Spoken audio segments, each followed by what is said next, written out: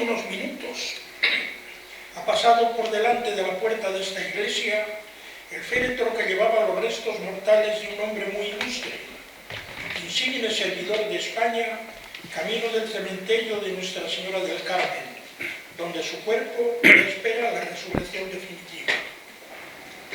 Pidamos a la Virgen de las Angustias que acoja en sus brazos de madre el alma del afinado y la presente ante Jesucristo, juez de vivos y muertos, e interceda para que sea con él misericordioso, le perdone sus pecados, le premie sus buenas obras y le conceda el descanso eterno. El fallecido era don Santiago Alba Bonifaz, figura en primera línea de la política española durante muchos años, como ministro del gobierno en diversas ocasiones y presidente de las Cortes Españolas. El orador sagrado que pronunció estas palabras era un sacerdote llamado Marcelo González Martín, joven entonces canónigo de la Catedral Metropolitana de Valladolid, que estaba predicando un triduo en la iglesia de las Angustias los días 9 al 11 del mes de abril de 1949. Y poco después sería nombrado prefecto de estudios del Seminario Menor. Se estrenó en ese nuevo cargo el 15 de junio, presidiendo el Tribunal de Exámenes de Ingreso de quienes aspiraban a ser admitidos como seminaristas. Entre esos aspirantes se hallaba este servidor de ustedes, que se encuentra un poco aturdido por varios motivos. Por el nombre que lleva este club de opinión, por quienes me han precedido en esta tribuna durante estos años, todos ellos más competentes que yo, y por la persona sobre la que voy a hablar. Aumenta aún más mi preocupación ver el selecto auditorio que me escucha y el miedo que tengo a defraudarles por si no acertara a expresarme como ustedes merecen. Intento vencer estos temores confiando en su benevolencia y en el cariño que muchos de los presentes conservan hacia la persona que va a ser el centro de mi disertación, el cardenal don Marcelo González Martín, conocido por todos sencillamente como don Marcelo, a quien muchos de ustedes conocieron en persona. Otros han oído hablar de él o sencillamente desean conocer lo que hizo y dijo este sacerdote ejemplar que nació en Vilanubla el año 1918 y falleció en Fuentes de Nava, Valencia, el año 2004. Y entre los ministerios eclesiásticos que desempeñó fue canónigo de la Catedral de Valladolid y cardenal primado de España. Retrato literario de don Marcelo. Si este acto estuviera celebrándose en Toledo, hubiera colocado aquí, en sitio destacado y visible, un cuadro o una fotografía grande de don Marcelo, de los que conservamos en el archivo dedicado a él en la Catedral Primada de Toledo. Al no tenerlo a mano, voy a presentar una semblanza que intenta ser un retrato literario hecho sobre rasgos reales que yo fui observando durante los 43 años que estuve a su lado y he ido considerando después de su fallecimiento. ¿Cómo era don Marcelo? Era un castellano recio del páramo de Vilanubla. En comillas, labró su carácter, siguiendo la educación jesuítica, afianzando la forma de ser que le caracterizaría durante toda su vida. Recto y dúctil, firme para defender la doctrina, comprensivo y suave con las debilidades de las personas cuando quien las tenía las reconocía, profundo para estudiar los temas y entusiasta para proclamar la verdad. Acostumbraba a pensar detenidamente los asuntos y a consultar a técnicos que entendían de la materia en cuestión. Lo pensaba y después de asimilarlo tomaba una determinación de la que no retrocedía si no le daban razones muy sólidas, superiores a las que le habían convencido para tomar la decisión adoptada. Para representarle de forma gráfica, como a veces se hace en juegos de niños, era mastín, que defiende a la Iglesia como una llama en la boca para iluminar el camino, como Santo Domingo. Águila para ver y examinar el conjunto e ir a lo esencial, como San Agustín. Corazón ardiendo en llamas de celo, como San Francisco Javier, que desde el lejano oriente quería volver a París para convencer a los estudiantes de la Sorbona para que fueran a Japón a predicar el Evangelio. De alma ancha, como la llanura de Fuentes de Nava. Era encina como las del Monte de Torozos, con tronco que no dobla ante las tormentas y a la vez permite que con la poda se renueven sus ramas que se dejan mecer por la más suave brisa. Por las buenas era dúctil como una mimbre que se dobla con toda facilidad. Por las bravas y a la fuerza no se doblegó ante nadie. Cuando alguien le abría el corazón con sinceridad, era extraordinariamente comprensivo, a veces demasiado blando. Solo ante una cosa era intransigente, a veces hasta la dureza, o la mentira. Si se daba cuenta de que alguien quería engañarle o jugaba sucio, le resultaba muy difícil volver a entenderse con él. Trabajó con ahínco desde joven para formarse como preparación para servir a los demás.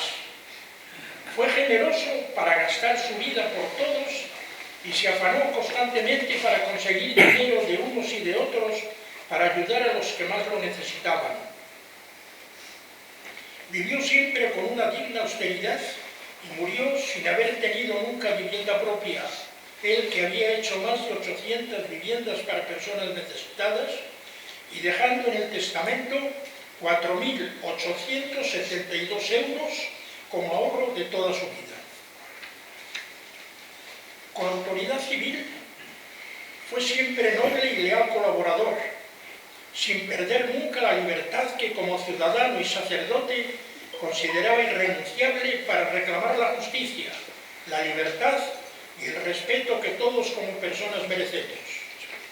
Amó de corazón a España y con pasión y entusiasmo que nunca disimuló a Castilla y a sus gentes, a las que siempre calificaba como honradas, austeras y trabajadoras. Arraigado en su tierra, fue de mirada abierta a todo el mundo. Tuvo una cualidad admirable, muy difícil de conseguir, y yo diría que imposible de alcanzar sin una gracia especial de Dios, la facilidad para perdonar y olvidar.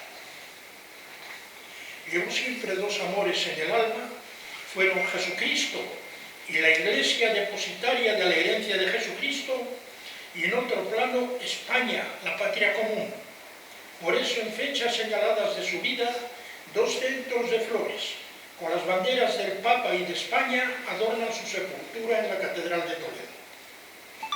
Hasta su muerte tuvo como norma el mismo lema con el que se le autodefinió en los famosos sermones de San Benito en Valladolid, el año 1950. Sacerdote de Jesucristo, ministro del Evangelio con todos los valores que la vida y la doctrina de Dios hecho hombre encierra, al servicio del hombre y de todos los hombres. Villanueva y Valladolid. Veo ahí al alcalde de Villanueva. Pues Villanueva y Valladolid. Nació en Villanueva, a 10 kilómetros del lugar en que nos encontramos. A los 2 meses quedó huérfano de padre. Su madre sacó adelante con grandes trabajos a él y a su hermana Angelita, que tenía 14 meses más. A los 11 años ingresó en el seminario de Valladolid, donde cursó humanidades y filosofía. Entre los 15 y 16 años tuvo una fuerte crisis y estuvo a punto de dejar el seminario. Le salvó la vocación un sacerdote muy conocido entonces en Valladolid, don Ildefonso Rodríguez Villar, que le orientó y le facilitó su paso a la Universidad Pontificia de Comillas. Allí se trasladó junto con su amigo y condiscípulo Modesto, don Modesto Herrero, a quien muchos de ustedes han conocido. Hizo un curso dedicado a perfeccionar los estudios de humanidades, que era obligatorio para todos los que iban de otros seminarios. Este curso fue decisivo para la vida de don Marcelo. Serenó su espíritu y se encontró con un tutor, un maestrillo jesuita muy joven, Rutilio Martínez, que enseguida descubrió sus cualidades extraordinarias para la literatura y la predicación. Le orientó, le impulsó y le abrió horizontes que le sirvieron para toda la vida. Cursó los 4 años de teología con excelentes calificaciones e hizo una tesina sobre el padre Diego Laínez, que fue considerada por su director como casi tesis doctoral. Nada más terminar sus estudios, fue nombrado profesor de los primeros cursos de latín en el Seminario de Valladolid. Después sería profesor de las asignaturas más importantes de la carrera eclesiástica. Enseguida empezó a ser conocido como predicador distinguido. Elocuente orador sagrado, se decía entonces. Hasta ahora es el único que ha predicado 2 veces el sermón de las 7 palabras en la Plaza Mayor de Valladolid y también el único que ha pronunciado 2 veces el pregón de la Semana Santa vallisoletana. Sus sermones en la iglesia de San Benito y en la catedral marcaron hitos importantes en la vida de la ciudad de entonces. Profesor de religión en la universidad, adoptó una gran novedad. Dejó libertad a los alumnos para la asistencia a sus clases y daba a todos aprobado general. Solo tendrían obligación de asistir y examinarse los que aspiraran a tener nota superior. Tuvo tanto éxito en sus explicaciones que tuvieron que trasladar las clases al aula magna porque los oyentes no cabían en ningún otro sitio. Pero sobre todo, su labor apostólica sobresalió en la construcción del barrio de San Pedro Regalado y después en la remodelación del barrio de España, que de ser un suburbio sin condiciones higiénicas ni urbanísticas de ninguna clase, pasó a ser un barrio modelo. 10 días después de lograr que con su ayuda se inaugurara la primera fuente de agua potable en este barrio, fue nombrado obispo. Obispo de Astorga. El día 15 de diciembre de 1960, atención las personas que sean aficionadas a los ecos de sociedad, tomen nota de que este día se casaron los reyes de Bélgica, Balduino y Fabiola. Y si tuviera más tiempo notaría cómo hubo un dato curioso en este asunto. Ese día, don Marcelo recibió una carta del nuncio comunicándole que el Papa le había nombrado obispo de Astorga y le indicaba que en señal de aceptación enviara una respuesta diciendo «recibido paquete».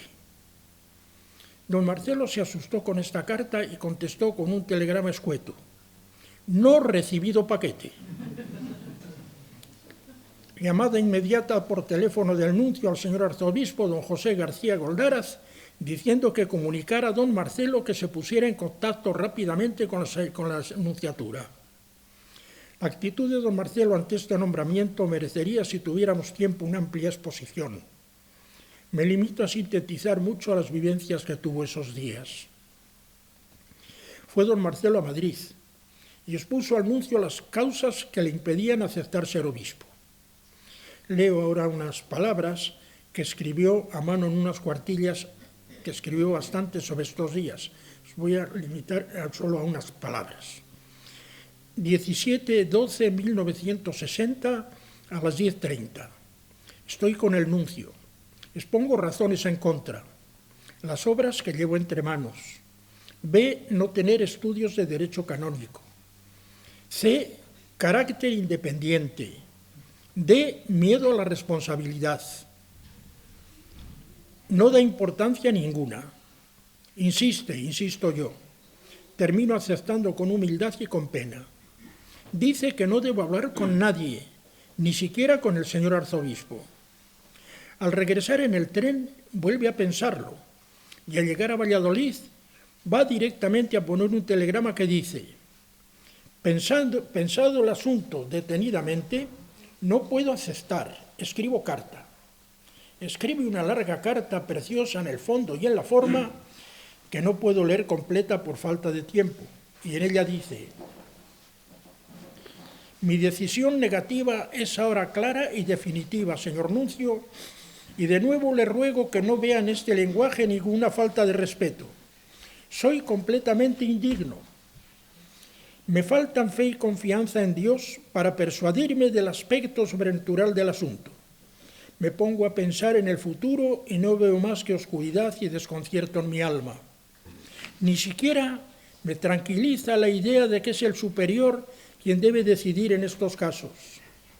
Pienso que hay un reducto último intransferible en cada ser humano al que están reservadas las decisiones de que cada cual debe responder ante Dios. Si ello es una falta de humildad, demostraría también que no soy digno de lo que se me propone. Al fin, tras 9 días de dudas e insistencias, el nuncio le rindió, diciéndole el día 23 de diciembre que fuese a la nunciatura al día siguiente, víspera de Navidad, sin decir nada a nadie, ni siquiera a su hermana ni al arzobispo. Ante esa exigencia, don Marcelo dijo que aceptaba, que no podía aceptar esa condición. El nombramiento se hizo público el día 5 de enero de 1961. Su nombramiento fue muy celebrado en Valladolid, con sentimientos contradictorios, de alegría por la distinción que le había hecho el Papa y de dolor porque tenía que alejarse de Valladolid. Las gentes de todas las clases sociales lo manifestaron públicamente y los medios de comunicación social lo expresaron de forma palpable, expresando los sentimientos de gozo y pena en Valladolid y de alegría desbordante con que le recibieron la noticia en Astorga. Sirvan de ejemplo unas palabras de 2 periodistas conocidos de distintos medios. María Teresa Íñigo, directora de La Voz de Valladolid, dijo: todos quieren ir a su casa a felicitarle manifestando alegría, pero no les haga caso, porque cuando salen todos bajan las escaleras llorando porque sienten que usted se vaya. Y el corresponsal en León, del norte de Castilla, escribió: la región toda comienza a tener referencia exacta de la singular personalidad de quien los vallisoletanos hemos llamado siempre don Marcelo, referencia exacta de su preocupación social y su rigor intelectual. La dimensión excepcional del nuevo obispo le irá bien a Astorga. Y en cuanto a la vital actividad que es consustancial al hoy doctor González, llega a punto a una diócesis en plena renovación material y espiritual. Lo firma Francisco Umbral. El domingo, día 5 de marzo, fue ordenado obispo en la Catedral de Valladolid. En el acto de la consagración episcopal de don Marcelo se volcó toda la ciudad. La catedral se llenó a rebosar. Con las autoridades y muy cerca de ellas estuvieron en sitio destacado y reservado un gran número de vecinos de Villanubla y de los barrios de San Pedro Regalado y de España. El día de San José hizo su entrada en Astorga en una jornada de lluvia incesante que no impidió la manifestación de entusiasmo con que le recibieron los astorganos. Al día siguiente, don Marcelo fue a Madrid a presentarse ante el jefe del Estado para cumplir lo que señalaba el concordato del Estado español con la Santa Sede y para visitar al nuncio de su santidad y agradecerle las atenciones que le habían dispensado con ocasión de la consagración episcopal. El nuncio ese día le encargó 2 cosas que debía realizar enseguida: terminar las obras que se encontraban ya muy avanzadas del seminario menor en La Bañeza y terminar las obras de acondicionamiento del Palacio Episcopal de Gaudí para pasar a vivir allí lo antes posible. Don Marcelo, obispo novato, le dijo que intentaría cumplir esos encargos con la mayor diligencia. El trabajo que desarrolló en Astorga fue arrollador. Antes de que se cumpliera un mes de su llegada a la diócesis, fue a ver al nuncio para darle cuenta de los 2 encargos que le había hecho. El seminario de La Bañeza, le dijo, se inaugurará el próximo curso. El traslado de la residencia episcopal al Palacio de Gaudí no lo hago ni lo haré. El nuncio se sorprendió de que un obispo tan joven, recién nombrado, le diera esa respuesta que sonaba a desobediencia. Don Marcelo le justificó su negativa. No lo haré por 2 razones, señor nuncio. Una, porque sería un escándalo para el clero y para toda la diócesis que en una diócesis pobre, donde el clero está viviendo en muchos casos en casas indecentes, el obispo fuera a vivir a una residencia que parece un palacio de hadas. Eso sería escandaloso y echaría a perder toda la obra pastoral que yo intenté hacer. Además, ese palacio no reúne, ni puede reunir las mínimas condiciones para ser habitable, por la distribución de las posibles habitaciones que intentaban destinarse a vivienda. El nuncio lo comprendió y le dio la razón, y a la vez se convenció de que aquel obispo recién nombrado verdaderamente era, como le había dicho antes de aceptar el nombramiento, de carácter independiente y tenía la conciencia muy sólida y rectamente formada. No iba a ser fácilmente manejable. Enseguida organizó reuniones de trabajo y consulta con los 400 sacerdotes que había en la diócesis y se puso manos a la obra con la terminación y puesta en marcha del seminario menor, la construcción de 3 colegios nuevos de segunda enseñanza, la ampliación de otro que ya existía en Ponferrada, construcción y reforma de más de 200 casas rectorales, casa sacerdotal, casas de acción católica en Astorga, Ponferrada y La Bañeza, visitas continuas a los arciprestazgos y de forma privada a los sacerdotes, concurso a parroquias con nombramiento de 250 párrocos y un hecho excepcional, la celebración del Concilio Vaticano II, donde tuvo 7 intervenciones en el aula conciliar, una de las cuales fue escuchada por radio en circuito cerrado por el Papa San Pablo VI, que la presentó como modelo en una audiencia a un grupo de obispos americanos. Esa intervención le puso en el punto de mira del Papa, que desde ese momento empezó a seguir de cerca la vida y la obra de don Marcelo. Durante la celebración de la última etapa del concilio, en otoño de 1965, el nuncio Monseñor Riberi fue a verle varias veces al aula conciliar para decirle que el Papa quería nombrarle arzobispo coadjutor de Barcelona con derecho a sucesión. Don Marcelo le respondió siempre que no debían hacerlo, que sería un error y traería malas consecuencias. En este punto me voy a detener porque es esencial para comprender lo que ocurrió a partir de ese momento en la vida de don Marcelo. Barcelona, nombramiento con polémica y resonancia. El concilio se clausuró el Día de la Inmaculada del año 1965. Al día siguiente, los obispos regresaron a sus diócesis. El nuncio de su santidad pidió a don Marcelo que le hiciera un discurso que iba a pronunciar en el Instituto de España con ocasión del nombramiento de Santa Teresa de Jesús, patrona de los escritores españoles. Don Marcelo se lo hizo y el nuncio fue a recogerlo a un colegio religioso que había en la calle Caballero de Gracia, esquina a la calle del Clavel, en Madrid, y le dio una buena noticia, que aunque no le convencían totalmente las razones que le había dado para que no le nombraran arzobispo coadjutor de Barcelona, ya había convenido con el ministro de Asuntos Exteriores que propondrían a otro candidato, que él iba en la terna como relleno, y en Roma siempre elegían al primero, pero que se hiciera la idea de que pronto tendría que salir de Astorga para ir a un arzobispado que probablemente sería Valencia. Don Marcelo le agradeció la noticia y sobre todo que le quitara del primer puesto como candidato para ir a Barcelona. El día 16 de febrero de 1966, al terminar una reunión de la Comisión Episcopal de Apostolado Seglar, vinimos a Valladolid. Don Marcelo pensaba quedarse aquí unos días y iría a Cuenca, a mi pueblo, a ver a mis padres.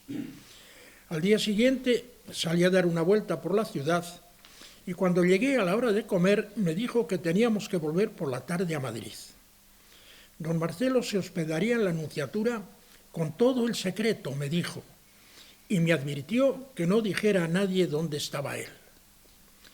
A las 10 de la mañana del día siguiente, el día 18, le recogimos el chofer y un servidor. Al bajar las escaleras de la Nunciatura, salía con cara de funeral. Nos contestó muy serio a nuestro saludo de los buenos días y al subir al coche solamente dijo, «A Valladolid». No pronunció ni una palabra más durante el camino.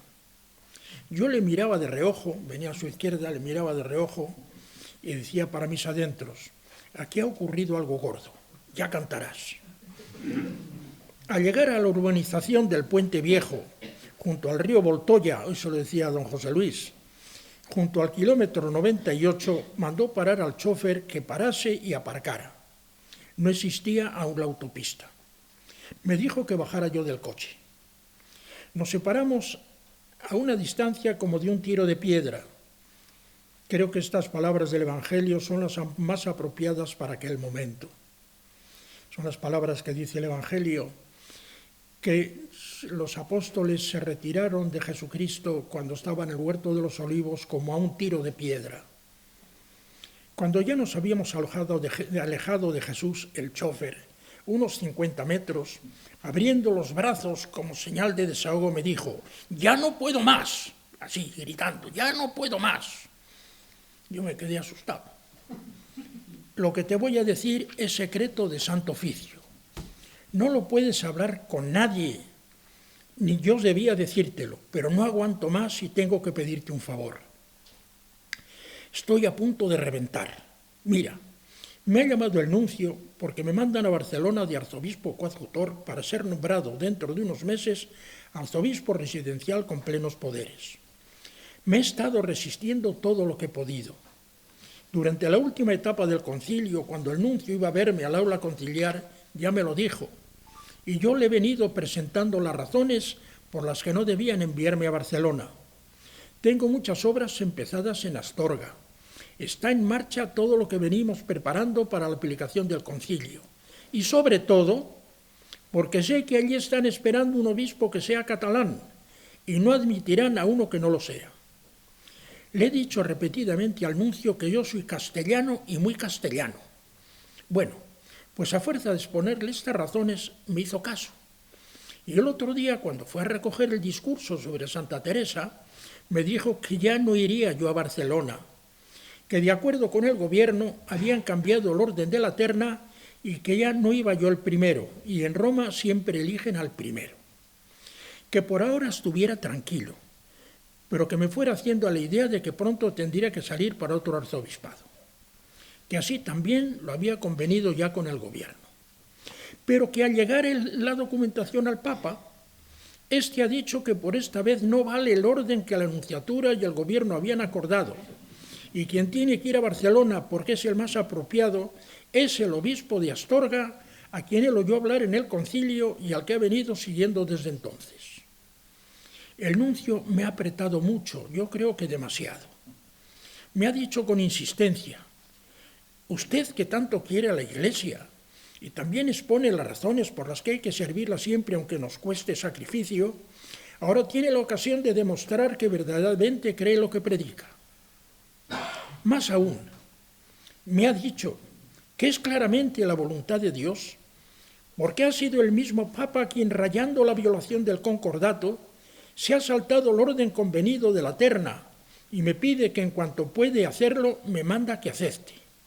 Es más, fíjate lo que me ha llegado a decir, que no hay modo en la tierra más claro de que se manifieste la voluntad de Dios, a no ser que yo quiera exigir que baje un ángel del cielo a comunicármelo como hizo con la Santísima Virgen.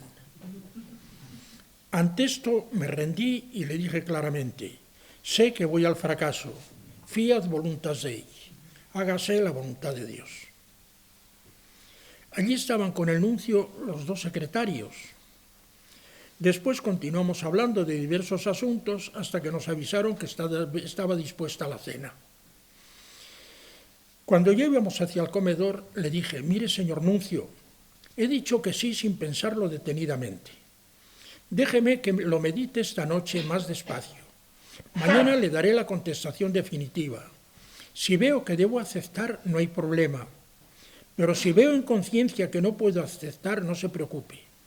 Escribiré al Santo Padre exponiendo las razones y si esto se considera como falta de obediencia, estoy dispuesto a renunciar al ejercicio del episcopado y vuelvo a Valladolid, a predicar y a seguir los trabajos que empecé hace años. El nuncio me dijo, ahora ya no puede hacerlo. No sé si se dio cuenta que cuando usted dijo que sí, salió uno de los secretarios. fue a poner un telegrama cifrado al Papa, y en este momento ya está su aceptación sobre la mesa del Santo Padre.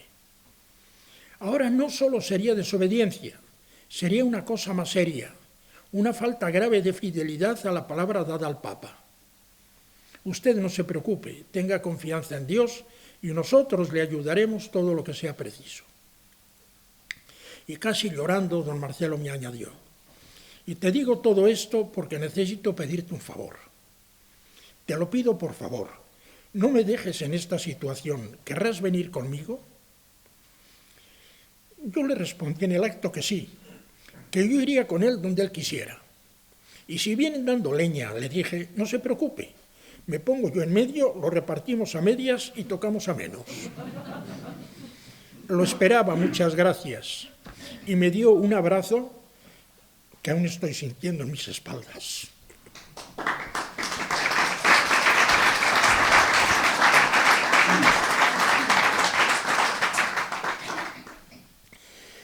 Seguimos camino hacia Valladolid. Por la tarde yo fui a ver a mis padres y el 21 de febrero nos fuimos para Astorga. El nombramiento se hizo público el 22, martes. Y fíjese lo que son las cosas.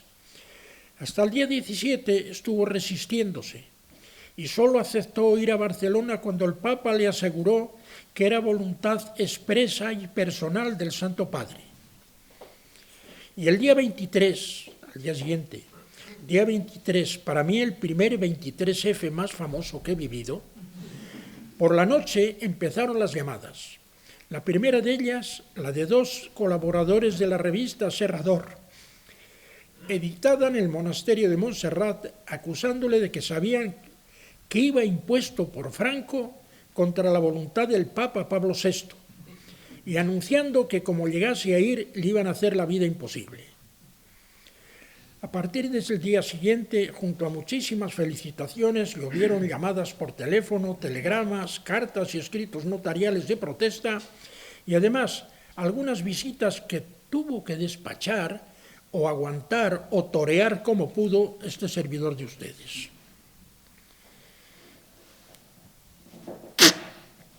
Entrada con división de opiniones.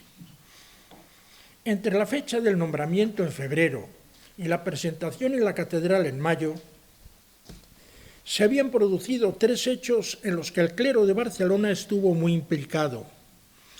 En primer lugar, en el mes de marzo, varios centenares de estudiantes y profesores de la universidad se encerraron en el convento de los capuchinos de Sarriá en una reunión considerada ilegal para constituir un sindicato democrático de estudiantes.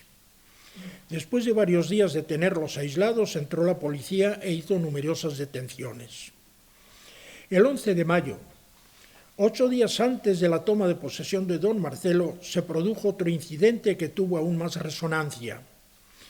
Un centenar de sacerdotes, todos con sotana, fueron en manifestación prohibida entonces por la ley, desde la catedral a la jefatura superior de policía, distante unos 300 metros, para entregar un escrito de protesta por las torturas que, según ellos, la policía había hecho a un estudiante. La policía intentó impedir esa marcha. Hubo enfrentamientos, golpes, heridos por ambos lados y 4 manifestantes fueron detenidos y procesados. La noticia ocupó las primeras páginas y espacios de todos los informativos. A los 3 días de esta manifestación se produjo otra concentración del mismo centenar de sacerdotes en el patio del Palacio Arzobispal para protestar contra el arzobispo Monseñor Gregorio Modrego, y con este ambiente de revueltas entró don Marcelo en Barcelona. El día 19 de mayo, fiesta de la Ascensión, fue su entrada oficial en la Catedral de Barcelona con la asistencia del nuncio y la participación de una multitud que abarrotaba no solo la catedral, sino la plaza que está enfrente y las calles adyacentes. Pero allí ya dieron la nota 9 o 10 personas que intentaron reventar el acto, y era el anuncio de lo que iba a ocurrir después. Una jornada apoteósica en la historia taurina. ¿Qué tiene que ver esto? Pues verán. El día de la Ascensión, 19 de mayo de 1966, por la mañana, hizo su entrada don Marcelo como arzobispo coadjutor de Barcelona, como ya he indicado. El hecho fue difundido ampliamente en los medios de comunicación y repercutió en todos los ambientes, incluso en los que menos se podría sospechar. Como muestra, narro dos hechos curiosos que se produjeron ese día en el mundo del toro, tan ajeno a la toma de posesión de un obispo. En Valladolid tomó la alternativa con mucho éxito Sebastián Palomo Linares, que cortó las 2 orejas a cada uno de los 2 toros que lidió. A los 2 días, en el diario Pueblo de Madrid, salió un chiste de Máximo en que aparecían 2 abueletes sentados en un banco leyendo el periódico, y uno le dice a otro: mira lo que pone, nuevos famosos, y mira lo que dice a continuación, pues dicen en Valladolid que este Palomo Linares puede convertirse muy pronto en el don Marcelo de los toreros. Aquí está. Ese mismo día, Curro Romero se encerró con 6 toros en la maestranza de Sevilla y cortó 8 orejas, el trofeo más grande que jamás ha conseguido un torero en tan famosa plaza. Cuando era llevado a hombros entre aplausos y aclamaciones del público, al salir por la puerta del Príncipe, un espectador le gritó: «Tongo, Curro, Tongo, te han salido 6 hermanitas de la caridad». Curro volvió la cara hacia él y le dijo: «¿Pero qué querías, oh desgraciado?». Bueno, aquí en lugar de esta palabra desgraciado, dijo 2 palabras muy malsonantes contra su madre, que yo no puedo repetir y menos ante este auditorio. Pero fue: «¿Qué querías? ¿Que me echaran curas catalanes?». 6 años de gozos y esperanzas. Pasada esta referencia al día de la toma de posesión y la fiesta de los toros, sigo el itinerario. Nada más tomar posesión, por encargo del nuncio y del arzobispo residencial Monseñor Modrego, empezó en Barcelona a convocar reuniones con un amplio grupo de sacerdotes de la diócesis para orientar la marcha del seminario, que estaba muy revuelto. Logró que los ánimos se calmaran, pero la serenidad era solo externa, porque por dentro seguían las maquinaciones. El día 7 de enero de 1967 pasó a ser arzobispo residencial de Barcelona con plenos derechos. La oposición seguía y se manifestó de manera patente con el robo de la imagen de la Virgen de Núria, una ermita que está en el Pirineo ya rayando con Francia, en el mes de julio, 4 días antes de su coronación canónica. Un grupo de catalanistas, autores ocultos del robo, distribuyeron una nota difundida en la prensa, sobre todo extranjera, diciendo que la habían, entre comillas, raptado para que no fuera profanada con la coronación canónica que se iba a realizar en una misa en la que iba a predicar don Marcelo, que debía cesar inmediatamente como arzobispo de Barcelona. Se cierran comillas. Don Marcelo trabajó con todas las energías, que eran muchas, y con toda la ilusión pastoral. Logró la creación de la Facultad de Teología, una vieja aspiración que fue el germen de la Facultad de Teología de Cataluña. La creación del Instituto de Estudios Pastorales y la del Centro de Estudios de Filosofía. El Consejo Presbiteral y el Consejo Diocesano de Pastoral. Predicó más de 800 sermones. Escribió más de 150 documentos pastorales. Visitó infinidad de parroquias e instituciones. Dobló el número de arciprestazgos. Creó 50 nuevas parroquias y con el asesoramiento de un equipo de sociólogos especializados hizo la división de la diócesis en zonas pastorales, que fue el primer paso para la creación de las futuras nuevas diócesis que se hicieron después, de acuerdo con lo señalado por el Concilio Vaticano II. Y sobre todo logró el nombramiento de 4 obispos auxiliares, todos catalanes, para lo que tuvo que hacer innumerables gestiones, incluso con el gobierno. Estos fueron los logros, a pesar del tiempo el que le consumían los conflictos, que le creaban grupos organizados, dirigidos por un gran honorable que aquellos años manejaba los hilos en la sombra y que se dieron a conocer cuando llegó la democracia. Ponían dificultades a todo lo que pudiera constituir un éxito de don Marcelo, y lo hacían con medios diversos: manifestaciones en la calle, encierros de sacerdotes en el palacio arzobispal y en las iglesias, con huelga de hambre en la enfermería del seminario, con la tentativa de incendiar una noche el coche del arzobispo y la silla arzobispal de la catedral, o el intento de secuestrar a uno de los obispos auxiliares cuando salía de su casa hacia la iglesia en que iba a ser consagrado.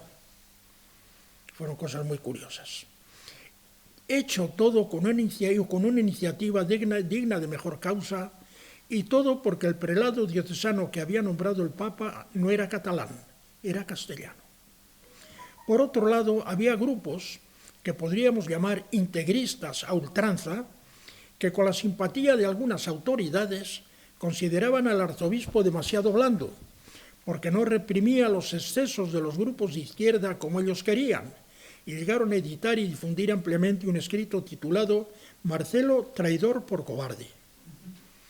A todo esto se añadía una cosa: el gobierno de Franco tenía en la memoria que el nombramiento de don Marcelo se había hecho, y abro comillas, pues son palabras textuales, por voluntad expresa del Papa, que no había respetado lo que habían acordado el ministro de Asuntos Exteriores y el nuncio.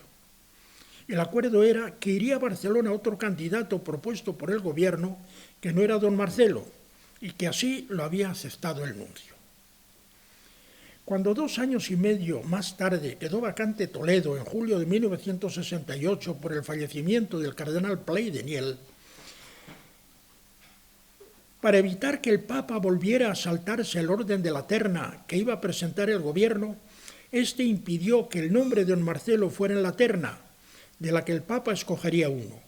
Entonces fue nombrado arzobispo de Toledo el que lo era de Oviedo, Monseñor Vicente Enrique Tarancón, y don Marcelo siguió en Barcelona. A punto de ir a la cárcel. Entre los problemas a los que tuvo que hacer frente don Marcelo entre los años 1966 y 1971, voy a fijarme en uno que pudo traer graves consecuencias de una trascendencia difícil de calcular. Los 4 sacerdotes que fueron procesados con ocasión de aquella manifestación de Vía Layetana en mayo del año 1966, 8 días antes de llegar don Marcelo a Barcelona, fueron condenados por el Tribunal de Orden Público en febrero de 1969 a 1 año de reclusión en una casa religiosa que tenía que señalar el arzobispo. En señal de protesta, hubo 2 concentraciones de más de 1 centenar de sacerdotes en el patio del arzobispado. Ahora, tras la confirmación de la sentencia por el Tribunal Supremo en febrero de 1970, querían hacer, como desafío a la policía, una procesión cantando el rosario por las calles de Barcelona, cortando el tráfico sin permiso y sin previo aviso. Para intentar impedirlo, don Marcelo estuvo durante 15 días haciendo gestiones en viajes a Madrid con 3 ministros, Garicano Goñi y López Rodó, los 2 muy vinculados a Barcelona, y el de Justicia, don Antonio Oriol, para pedir que los indultaran sin que los encausados tuvieran que entrar en la prisión y ni siquiera se enterasen de las gestiones.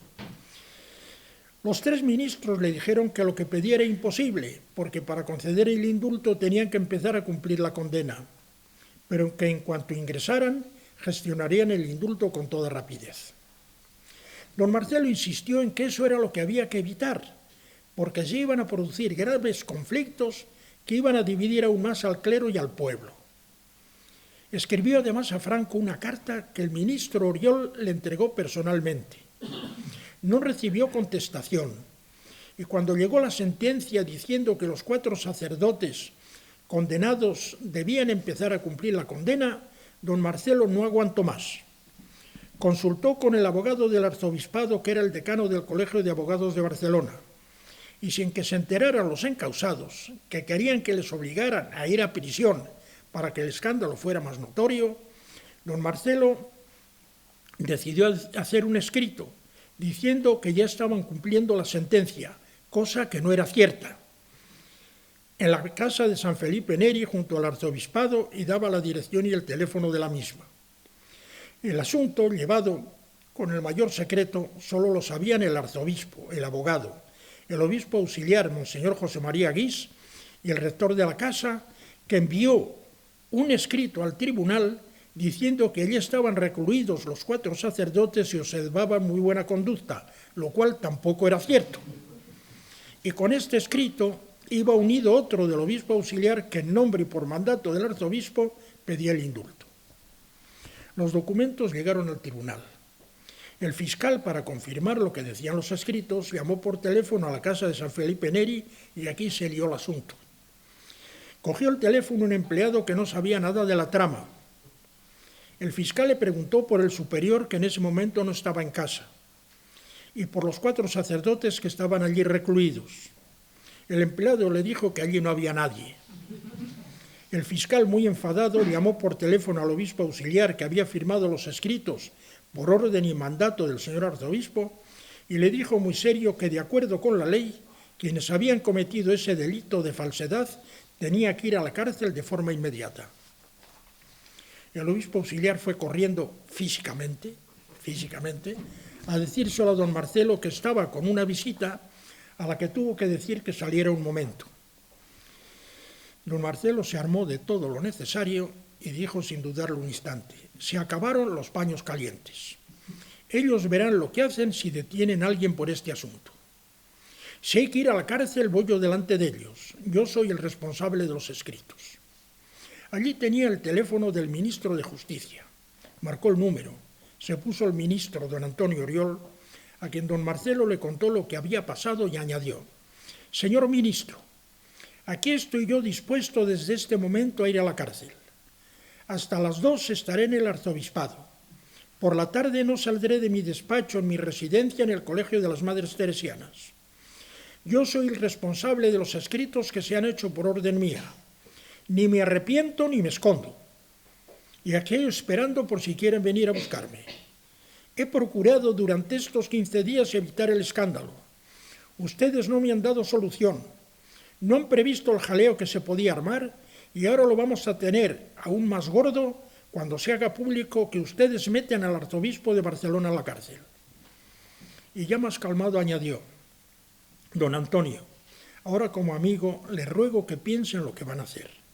Busquen la solución que sea, pero eviten meterse en este lío que no sabemos a dónde nos puede llevar, pero desde luego a nada bueno. Al día siguiente, por la mañana, llegó un telegrama urgente diciendo que los 4 sacerdotes habían sido indultados. A los pocos minutos de recibir el telegrama, llamó el ministro Oriol confirmando la noticia y pidiendo a don Marcelo que guardara absoluto secreto, porque hasta unos días después los encausados no recibirían la comunicación en el juzgado.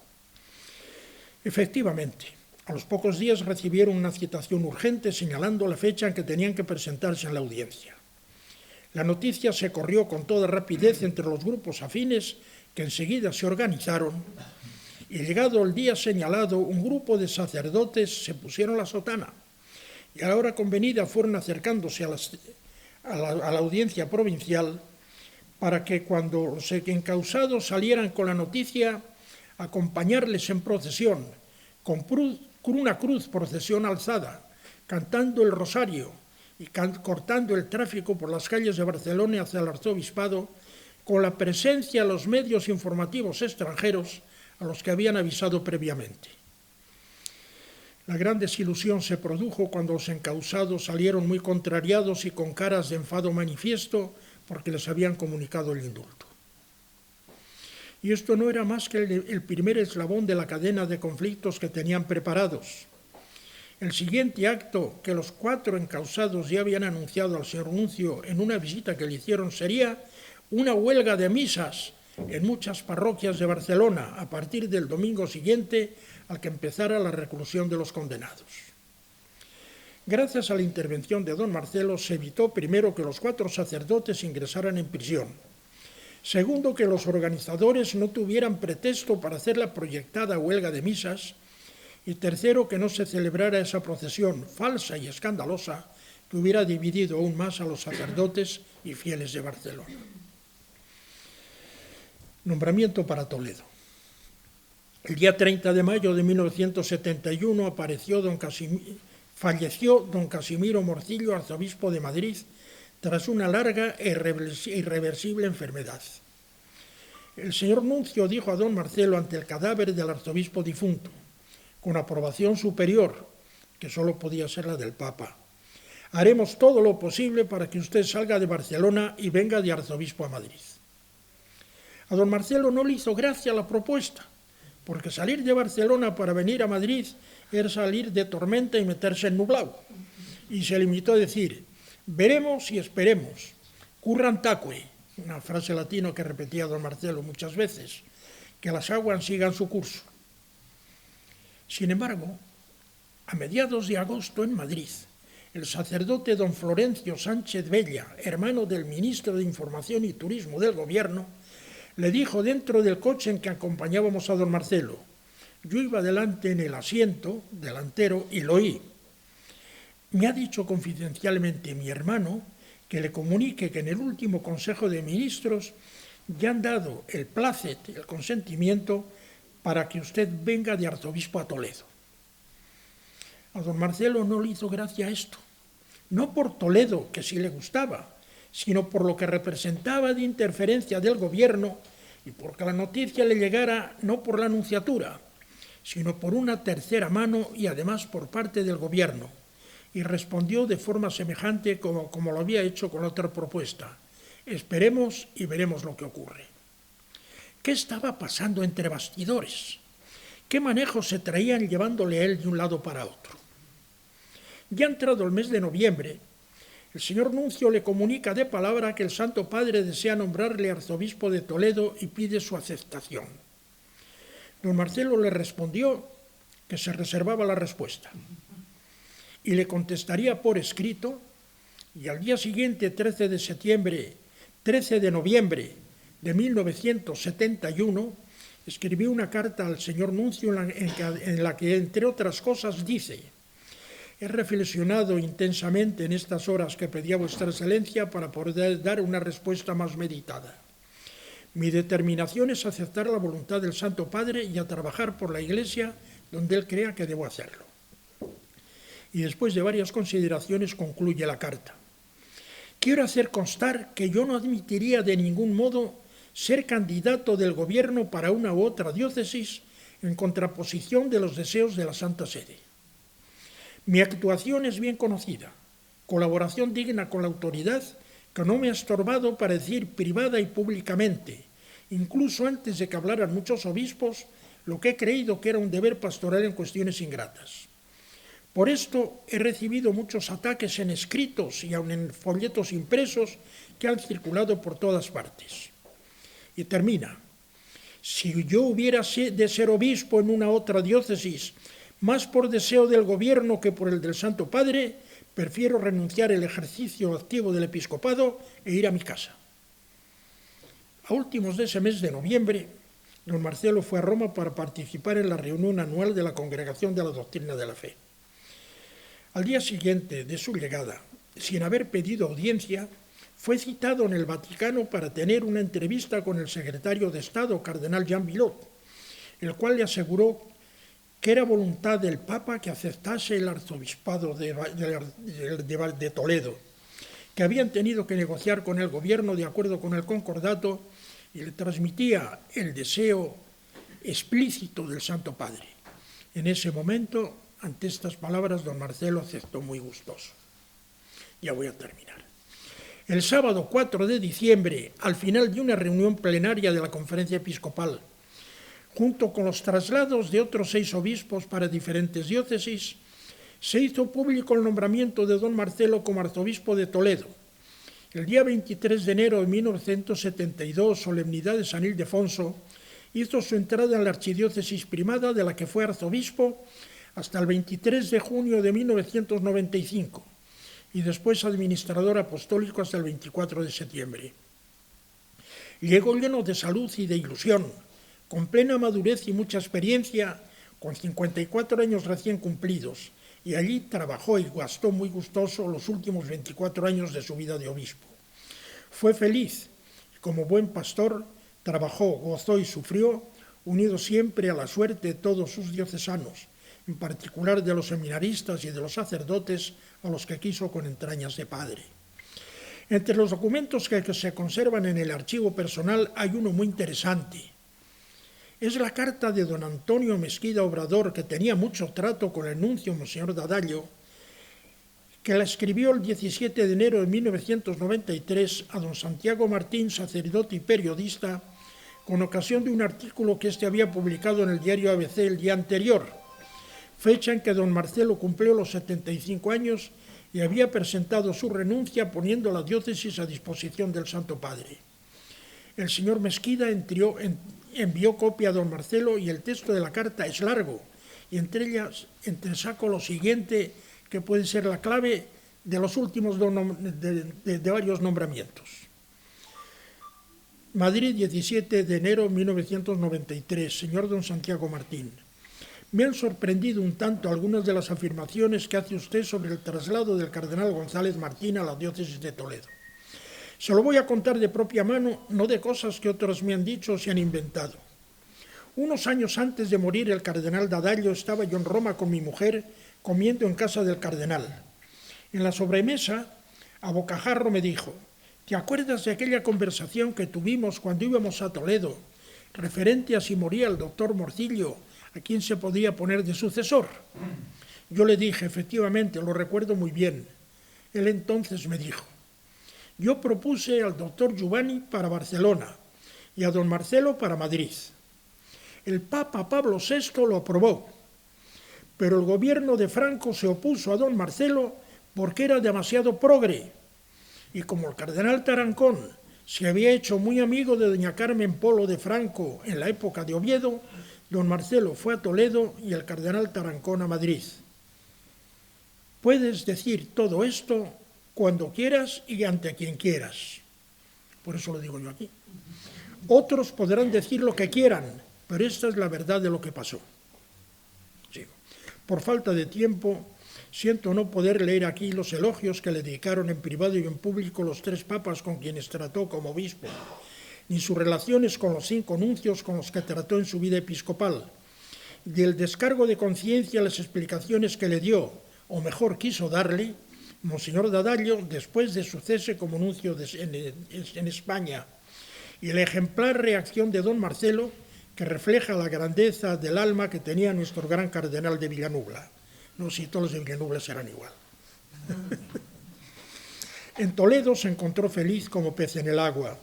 Visitó todas las parroquias, bastantes de ellas repetidas veces, de la extensa diócesis de casi 20.000 kilómetros cuadrados. Sacó adelante el seminario, que estaba a punto de cerrarse, donde se formaron 414 sacerdotes, de los cuales 18 son obispos. A un obispo de Polonia que quería enviar 2 seminaristas a que se formaran en España para ser después capellanes de los polacos en los países de habla hispana, el mismo Papa San Juan Pablo II le indicó que viniera a hablar con don Marcelo y le dijera de su parte que les admitiera en su seminario, que era en el que tenía plena confianza. Con esa recomendación fueron admitidos inmediatamente. Toledo es hoy la diócesis que más sacerdotes tiene por habitante. Ha tomado como protegidas 2 diócesis de Perú y es la que tiene el clero más joven de Europa. El hecho de mayor importancia de su vida episcopal fue recibir al Papa San Juan Pablo II en su visita a Toledo el día 4 de noviembre de 1982. A modo de resumen, me he alargado demasiado y he abusado de su paciencia, con la seguridad de que dejo muchos puntos de la vida de don Marcelo sin tratar. Algunos de ellos son de gran interés y, una vez conocidos, contribuirían a reforzar los rasgos con que he realizado el retrato interior del cardenal que presenté al principio. Solo mencionar 2.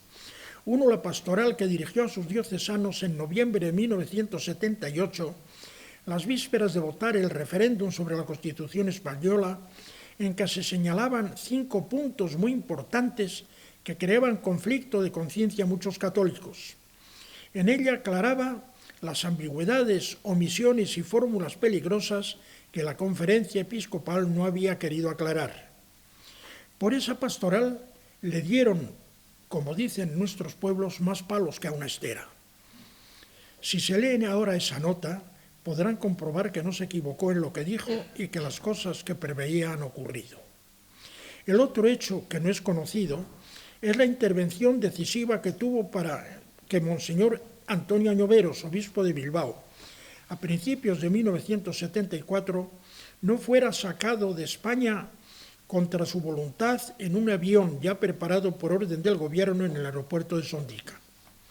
Hay otros muchos puntos, también de gran interés, que ni siquiera menciono, pero que no son conocidos y que aparecerán en el libro que estamos terminando, don José Luis Galán, sacerdote aquí presente y un servidor, y que deseamos pueda ver pronto la luz. Conclusión. Para finalizar, les voy a contar una anécdota que quizá les provoque la sonrisa. Por mi parte, si quieren, pueden reírse a gusto, con tal de que el centro de las ironías sea el sujeto paciente de la historieta. Como les dije al principio de mi disertación, el primer acto que presidió don Marcelo como prefecto de estudios del Seminario Menor de Valladolid, el 15 de junio de 1949, no se me ha olvidado la fecha, fue presidir el tribunal del examen de los aspirantes a ingreso en el seminario, y uno de los examinandos era este servidor de ustedes que entonces tenía 11 años. Y se ve que el examen me salió muy bien, tan perfecto que casi deslumbré a los examinadores, los cuales acordaron por unanimidad: este chico merece que le escuchemos de nuevo, que vuelva en septiembre. Con un gran disgusto regresé a mi pueblo hecho un mar de lágrimas. Pueden imaginarse lo que pasó. No es que me suspendieran. Sean ustedes positivos para juzgar la decisión del tribunal. Me dejaron para septiembre porque querían disfrutar oyéndome de nuevo. Aquel 15 de junio fue la primera vez que vi yo a don Marcelo cara a cara, y el recuerdo que me dejó no fue muy grato. Pero ¿quién puede juzgar los designios de Dios y los planes de los hombres? Ya jubilado don Marcelo, cuando estaba en Fuentes de Nava o en Toledo, y yo iba a estar con él cada día, me decía con frecuencia: no dejes de venir por aquí, ven siempre que puedas. Yo algunas veces, siempre en tono cariñoso y lleno de respeto, le respondía: ¡qué barbaridad! Usted me cogió tanto cariño desde que me conoció, al mandarme que volviera a examinarme en septiembre, que ahora fíjese lo que son las cosas. Ha tenido la gran satisfacción de tener que aguantarme durante más de 40 años. Y él se sonreía. Muchas gracias.